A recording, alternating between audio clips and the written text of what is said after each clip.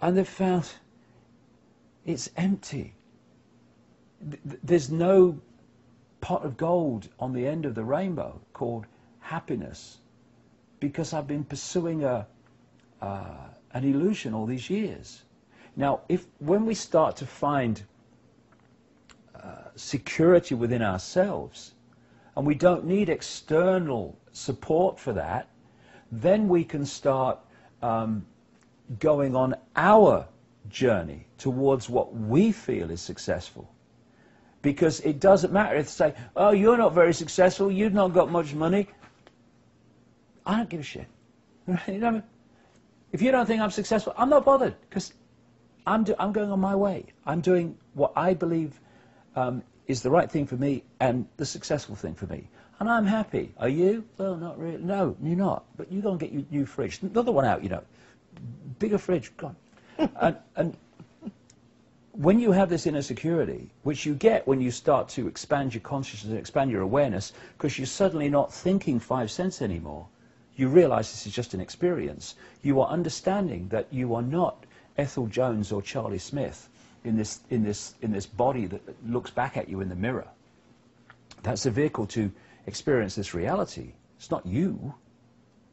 And you realize that you are consciousness, infinite consciousness, that has no bounds, no boundaries, no limits, and no need to get other people to admire it. Because insecurity wants admiration. Security doesn't want admiration, not interested. It's pointless. Why do I need that? Once you get to that level of consciousness, then you start to step back from pursuing the manipulated symbols of success. So success is no longer the accumulation of things. It's no longer fame, being recognized in the street. It's no longer being on the telly and all this stuff. It's, am I happy? Am I loving? Am I loved? You know, all these things. What have I done for other people today? You know, have I made someone smile? Have I made someone happy? Hey, I've had a successful day. You know, these are the things.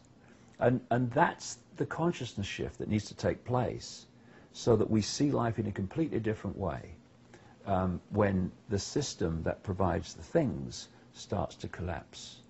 And right now the Western world is poised to become an entire class of junkies, bottomed out, ready to start taking it by the reins. This is a golden opportunity. It is a golden opportunity for the same reason that, it's like I've said about my life, life has this wonderful ability to give you your greatest gift, brilliantly disguised as your worst nightmare. So many people have gone down into the depths, and I have, when this started for me, and many times since. But you come out a greater person than you went in. And you didn't like the experience, and you would rather not have had it, but you would certainly have rather had the experience and gained what you gained than not have had the experience and not gain what you gained. So we have a collective opportunity now to disconnect from the addiction to the things the system has manipulated us to become addicted to, and start to see life in a completely different way and each other in a different way. Not to look at each other as a competitor, to be overcome and to be better than, but to look at each other as people who we can help and be helped by. We can be supported by. We can support other people. You know, there's billions of us. We can get through anything, and not just get through anything, oh yeah, we survived. None of that, but get through it with joy and all the things that the symbols and things society does not give us. It doesn't give us joy. It doesn't give us all these things that we pursue them for, because it's an illusion.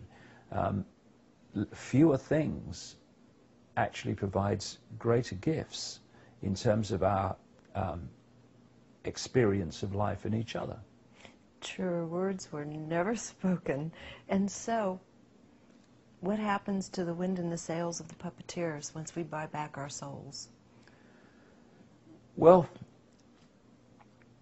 it's another version of what happens if they call a war or start a war and no one turns up?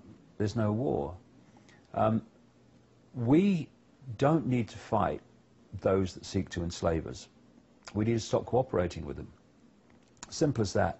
I had a friend called Larry Grayson, who was a famous comedian in Britain years ago, and at his funeral a story was told that he had told to the person who was telling the story. He was in a show, it was an all-male show, and in the latter days of the kind of music hall situation in Britain. And the end of the show, all the men came on dressed as sailors, and Larry Grayson came on dressed as a woman, which he did a lot, dressed as Britannia, right? And Rule Britannia, Britannia Rules the Waves was being played as they came on.